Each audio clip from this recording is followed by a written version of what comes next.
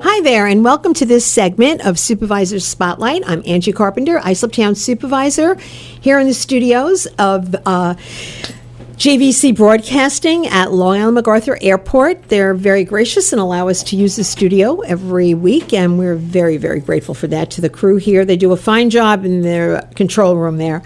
Today in the studio, we are thrilled to have with us Ross Dickman, who is a meteorologist with the National Weather Service. And, it's funny, when my sons were growing up, my oldest always talked about being a weatherman and never did, but he's still the one that we go to. He follows it all of the time. He really finds it very, very interesting. So how did you get into meteorology? Believe it or not, I was very young. In fact, most meteorologists that today, if you ask them the same question, they'll say, "Oh, geez, when I was a kid," And for me, it was about 4 or 5 years old when I knew that I wanted to be a meteorologist. Oh, that's really cool. That's really cool. So there's a lot involved in getting to that point when you can call yourself a credentialed meteorologist. What kind of, is it beyond the 4 years of college, or no, not necessarily. Is it specialized? In today's world, it's always best to absolutely have a master's or PhD, but it's not necessarily required. As long as you have a 4-year degree in atmospheric physics or meteorology or some sort of earth science with the meteorology credits background, you can actually apply to be a meteorologist. And there's several fields, actually. It's not just the federal government, which I work for, but you can also get into television, you can get into radio and other formats as well. So I'm going to put it out there right now, because if anybody's thinking what I'm thinking, the line always is, it's the only job that you can be wrong all of the time and nothing ever happens to you. Do you hear that a lot? We always do. And working for the National Weather Service in the New York metropolitan area, you learn over time. Sometimes, you're like a duck in the rain, where the water just, goes off your feathers every once in a while. It's a very difficult job because the atmosphere is not perfect, and the laws of motion with atmospheric physics, there are approximations in those equations. So when the computer models run to try to extrapolate what we think is the current condition out into time, a lot of those approximations also get extrapolated out into time. So the meteorologist's job is to take a look at that information, and based on their education, their science, and their ability to recognize patterns, they can then take a look at that model data and give it the best forecast possible. And of course, it's not always right. And that's the challenge. And, we always get egg in our face when we're not right. And it's amazing, too, that when you have a line of thunderstorms, and you predict thunderstorms, and the line breaks up very briefly, the perception is sometimes, if you're not in that exact spot, it never happened. And yet the forecast could be pretty close, and it may only be a few miles away where that weather actually did occur. So how long have you actually been a meteorologist? I've been a meteorologist 27 years. Okay, so in that 27 years, with everything that we have with the computer models, and certainly as a town supervisor, whenever there's a weather event predicted, we jump into action and we activate the OEM, and we're watching and we're waiting for those briefings from the Weather Service. But tell me how much different it has to be now with all the computer models than it may have been, when you got started 27 years ago. Fantastic question, and I'm so excited to be in the National Weather Service for 27 years to see, and I have seen quite a bit of change. Back in the 1990s, and even growing up, the computers, they were there, but they weren't perfect, and they weren't fast, and but today it's amazing, actually, how quickly and how powerful and computational the computer systems have become.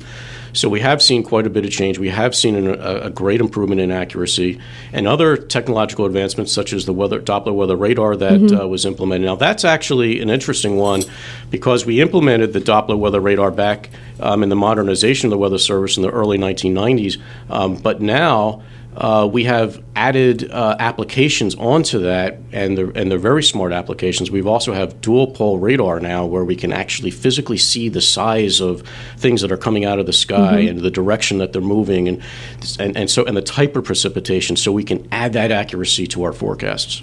When you talk about the fact that the technology that is available now has made such a difference, and how everything is so fast.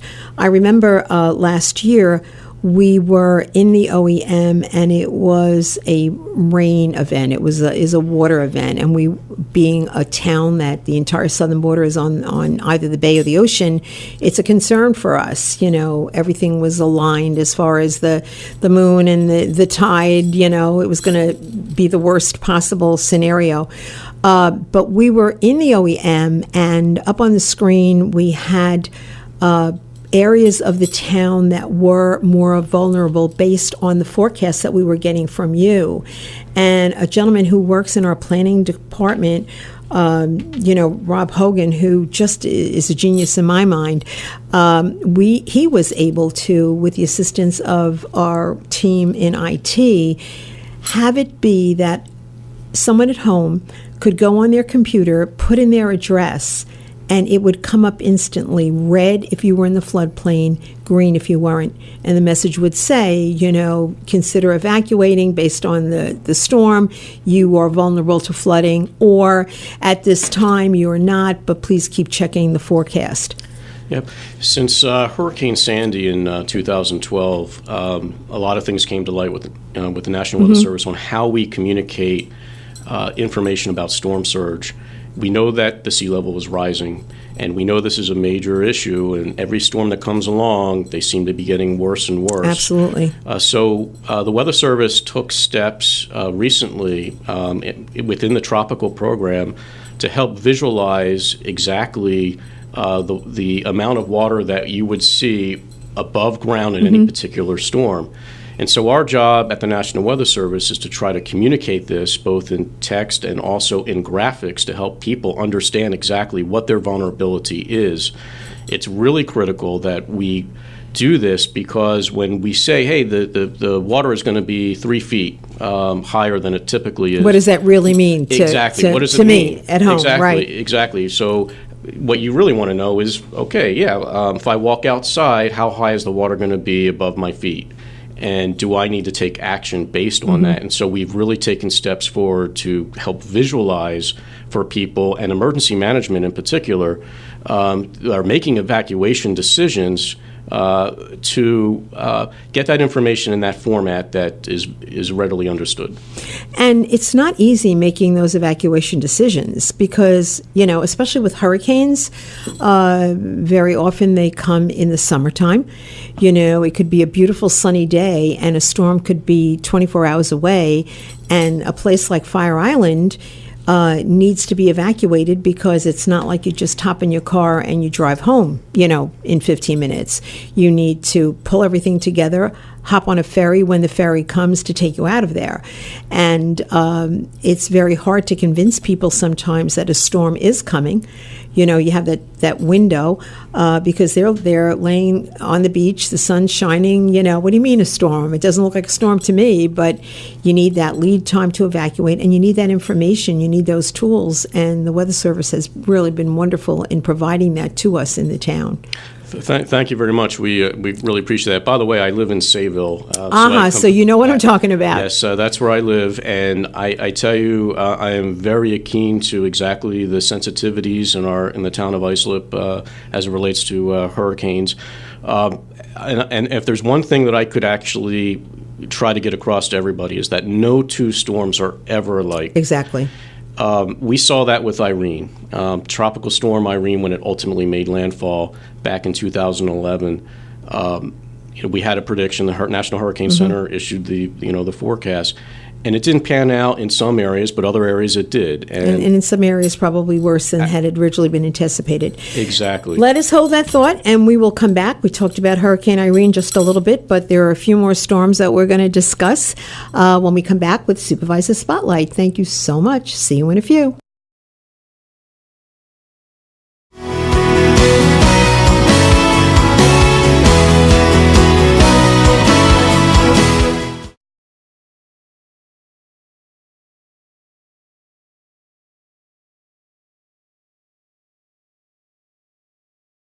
Hi, this is Angie Carpenter welcoming you back to Supervisor Spotlight in the studios here at Long Island MacArthur Airport. And I'm here with Ross Dickman, who is a meteorologist with the National Weather Service. You're stationed at Brookhaven Labs, right, in Upton? Yes. My name's Ross Dickman, and I actually am the meteorologist in charge for the National Weather Service out at Brookhaven National Lab. Our area responsibility, we cover New York City, we cover Northeast New Jersey, the lower Hudson Valley, all of southern Connecticut, and all of Long Island. That's a pretty big territory to cover with something like the weather. We actually have a population of about 20 million people in our county warning area, and there's 121 weather forecast offices across the country, and even though ours is actually geographically the smallest, we have the highest population than any other office. I can imagine. That's amazing. That really, really is. Russ talked a little bit about how storms are all so different. You touched on Irene a little bit, and I do remember that. And I guess the big storm that everyone refers to in present generation would be Sandy. Certainly, Superstorm Sandy. The damage that was wreaked there was monumental for so many people. Yeah, when you look back at the climatology, and it's interesting you use the word generational, that's one of the things that we are battling because these storms don't come around all that often. Nor do we want them to. No, and that's a good thing. However, Sandy never actually made landfall on Long Island. It made landfall just north of Atlantic City. And, oh, by the way, it was a hurricane that by the time it made landfall was not classified. It actually turned into a hybrid storm. Right. So when you look at landfalling systems, a tropical storm affects our area once every about 5 years, and then a hurricane anywhere between 15 and 20 years. You have to go back to 1991. You had Hurricane Bob out on the east end, where Montauk actually had 100-mile-an-hour winds. Then you go back to Gloria back in 1985. Right, that storm struck at low tide. It did not have the impacts that Sandy had. And then, the benchmark, there were a couple storms in the 1950s, Carol and Edna. The benchmark storm for Long Island is the hurricane of 1938. And that made landfall near Bellport as a Category 3 hurricane, killing several hundred people in Suffolk County. It was a very bad storm. And that is, to get people to say, oh, I remember the 1938, there are very few people alive today that do remember that. Yeah. My next-door neighbor actually did remember that, and he told me in Sayville, all the trees behind Main Street where Starbucks is and some of the other stores there was all forested, and every single tree fell over and damaged just about everything in Sayville. That storm is kind of that benchmark storm. We want to try to get people to understand the vulnerabilities associated with tropical cyclones in our local area. Let's face it, Sandy was a bad storm. It clearly was not the worst-case scenario. It's interesting. I can remember being over on Fire Island years ago, going to a Fire Island Law Enforcement Council meeting and driving in along the beach and having someone say to me, oh, that house over there, that house survived the storm of 38. It's legend. So absolutely, you're right. Yep. That was the benchmark. I was looking at something that really struck me earlier, and that is something that was in the information that they gave me about you. And I'm going to just read it, that the United States is home to the most frequent occurrences and the largest variety of weather events of any other country in the world. And that really struck me. And so now here's the list. You're talking about extreme heat and cold, snowstorms, tropical storms, hurricanes, droughts, flash floods, hailstorms, tornadoes. I mean, we have it all.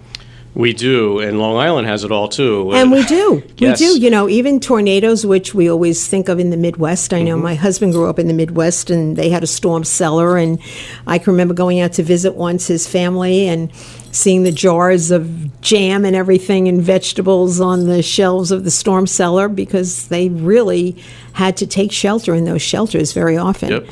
Now, the good news with tornadoes, I can tell you, is that we don't get the same ferocity of tornadoes that they do back in the Midwest, Oklahoma, Texas. The bad news is we still get tornadoes, and they can still be very deadly and very dangerous.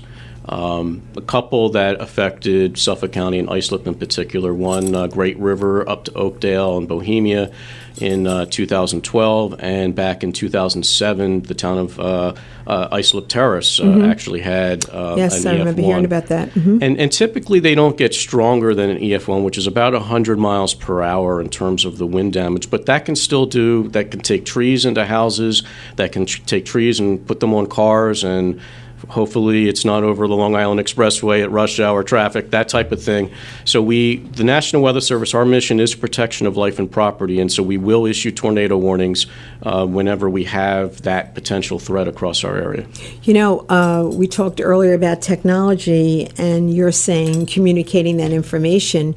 I know in the town of Islip we have e-alerts, and I urge everyone, if you are not already signed up for e-alerts, please do that. Just go to the town's website and click on the button that says e-alerts, give us your email address, and you'll be given that information as we get it. And, you know, we're really good about sending it out, and you guys are just awesome in preparing, and sharing that information with us. Yes, with cell phones, most people have cell phones Right. now, and a few years ago, the cell phone carriers, in partnership with FEMA and the National Weather Service, those warnings are now actually being alerted on people's cell phones, which Yes. is a great improvement. And you may get one of those, and you can turn them off and on your cell phone, but we advise obviously to keep them on because you never know where you're going to be. And it's based on your location by the cell tower. If you happen to be in a warning area, you will get that text message. Yeah, well, again, arming yourself with information is really, really crucial. When I read off the list of weather events, I don't remember seeing cyclones. Do we have cyclones? Well, cyclone is just another name for a low-pressure system. Okay. So we would have, like, a tropical cyclone would be technically a hurricane, or Okay. a tropical cyclone, or even a tropical depression. A cyclone can be a tornado. A cyclone can be a coastal low-pressure system that comes up the eastern seaboard in the wintertime and produces heavy, widespread snow across our area, among other hazards. So cyclone would be a very generic terminology for a low-pressure system. You know, it's interesting when we do activate the OEM, and we're there, monitoring all of the information that comes from the Weather Service. Clearly, everybody says we, prepare for the worst and we hope for the best. And there are times that you could have a prediction of 10 inches of snow, and it turns out to just be a couple of inches. And instead of being grateful, there are some that are saying, well, they said it was going to be 12, but you don't know. And I think you said it earlier, the unpredictability of it is probably the only thing that's predictable. Yeah, and you're absolutely right. We deal with that all the time. This last blizzard that was forecast ended up being kind of a washout for the East End, and kind of a mixed bag in between. And the city, it turned over, but just to the northwest, they got several feet of snow. That's really just, in terms of the amount of miles, you're talking about 20 to 40 miles, and things aren't certain. We try to provide emergency management, the range of possibilities that may occur, and we try to plan so that everybody stays safe. And we hope that part of our mission is the enhancement of the national economy. And we understand that forecasts aren't always going to be perfect, but hopefully that people can make the appropriate plans to stay safe and do what they need to do. And it's difficult, too, because I know in that one storm, sometimes, flights will be canceled based on the forecast, and then it doesn't happen, and people have already, made other plans, or the airlines, for that matter, can't get those planes back up because they've already, been grounded or diverted or what have you. It is complicated, if nothing else. It's not as easy as it appears. You don't just look in the sky and figure out what it's going to be. But again, getting that information out is crucial. We will be back in a few moments to get even more information about the National Weather Service and forecasting and what it's all about.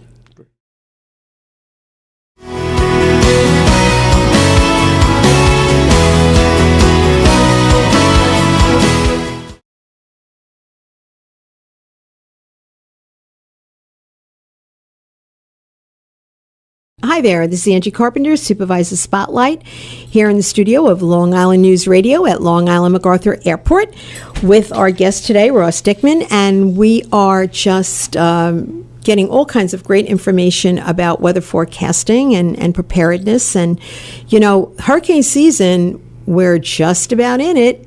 Technically starts June 1st. June 1st. But for us up here, the water's still pretty cold, so hopefully we don't see. We have had them, but Right. we try to. August and September tend to be kind of our peaks, and then of course October. We've found out with Sandy that we can also get systems in October. By the time we get to November and December, things start trending toward winter. So it is a pretty long period of time that we are vulnerable and need to be on our guard. And among the things that you do, besides just forecasting, you are out there communicating this information to the public. I know that we had an event here at the airport just a couple of weeks ago, Storm Ready, and I thought that was really, really great. And if you would share some of that with us today. Sure. Well, the event that we had a couple weeks ago was the Hurricane Awareness Tour, and that was a great opportunity to engage the general public, schools, the media, to share exactly what you're talking about, to help people make better decisions about some of these weather hazards. And we know that weather hazards are, as we talked about in the earlier segment, really increasing over the last 10 to 20 years. And it's part of our Weather Ready Nation initiative, where we're working with emergency managers, the private sector, and others, academia, to help people make better decisions about the information they're receiving from the National Weather Service. Well, I know we've been really very tuned in the town of Islip in those kinds of endeavors. We're actually having a hurricane awareness seminar in, I believe it's August sometimes. I'll get that information out. Obviously, it'll be on our website. But to try and communicate with the public that you need to take it seriously. You need to be prepared. You need to have that flashlight ready. You need to have, the portable radio if your electricity goes out. Make sure your cell phones are charged. Make sure there's gas in your gas tank if you do have to leave your home. I mean, there are so many simple things that should be part of the general planning you do as a family, how to evacuate if there's a fire. I mean, these are the kinds of things that we do as parents and grandparents to raise that awareness with our families. And, the Weather Service has really been very, very forward-thinking about helping in getting that information out, because it seems so simple, but it is so crucial. Yeah, I think the bottom line is we want people to be informed and have a plan. I think you just said it perfectly. If we say, okay, there's a hurricane watch that's in effect, what does that really mean? And what's the difference between a hurricane watch and a hurricane warning? And so what we're trying to do is be consistent with our messaging, and we want everybody to kind of be speaking the same language, so that when we say be informed, people know exactly, okay, I have that information, now I know exactly what that means, and okay, I'm going to execute my plan that you've already pre-prepared for the hurricane season, hopefully.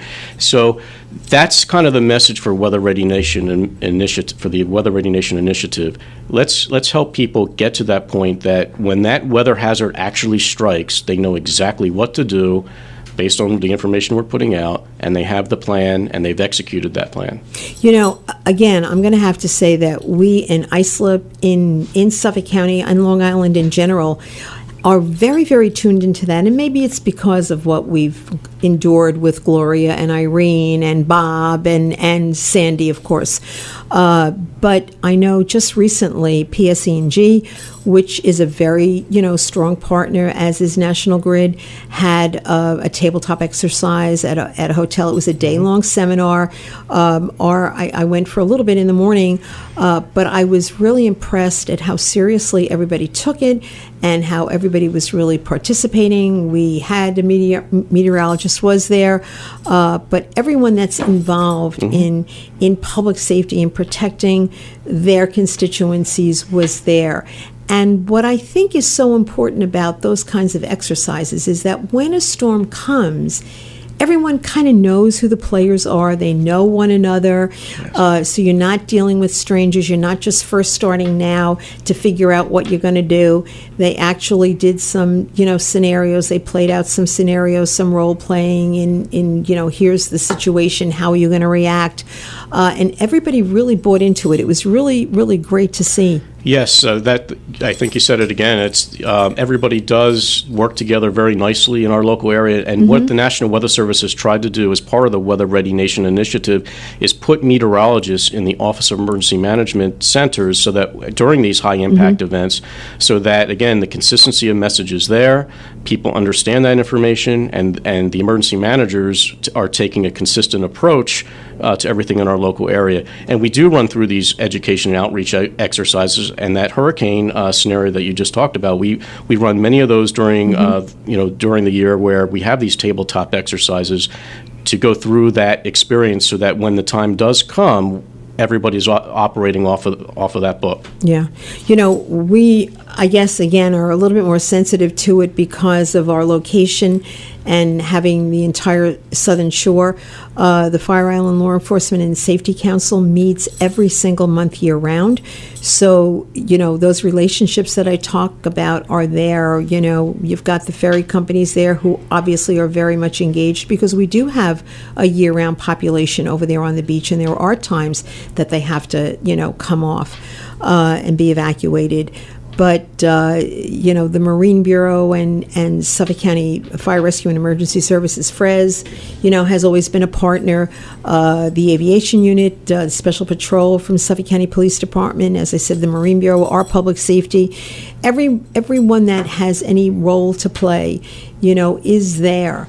And it really makes the world of difference. The National Weather Service cannot thank you and everybody else enough to help us get that message out. That's part of our mission.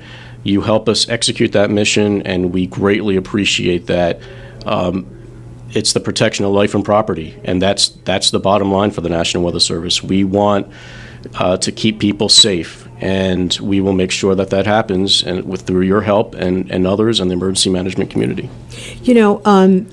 It is the mission to keep people safe in their homes, but there's another benefit to being prepared and doing whatever you can to minimize the damages, because there's an economic benefit involved. And everyone is concerned about, the cost of living on Long Island and what taxes are and everything, and we are very, very sensitive to that at every turn that we possibly can. But this emergency preparedness helps in that endeavor too, because the preparation includes things like, how do you document if there is damage, so that when there are programs like FEMA that do reimbursement to municipalities for damages, we already know what we have to document so that we can get reimbursed and minimize the impact on the taxpayers. Yeah, that's excellent, and I agree. I mean, if we have to work together as a whole in order. Exactly. Yeah.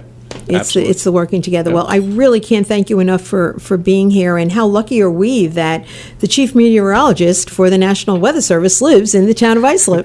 I want to, if I could, just do a little plug. We're having a CEO summit on Thursday, June 15th, and this year it's going to be held at the Bolton Center in beautiful downtown Bayshore. It's from 8:30 to 10:30 in the morning, and it's an opportunity to hear from some of the major companies here in the town of Islip and their success stories. And it really is a very worthwhile exercise. So I would encourage everyone to call over to the Office of Economic Development, and you can call 224-5512 if you'd like to make a reservation to attend. It is free. There'll be breakfast served, and it's a great, great morning. And Ross, if you're available and you want to come down, please join us at the CEO Summit at the Bolton Center in Bayshore. And again, I thank our friends at JVC for allowing us to broadcast here in the studios of Long Island News Radio at Long Island MacArthur Airport. Thank you so much. Thank you.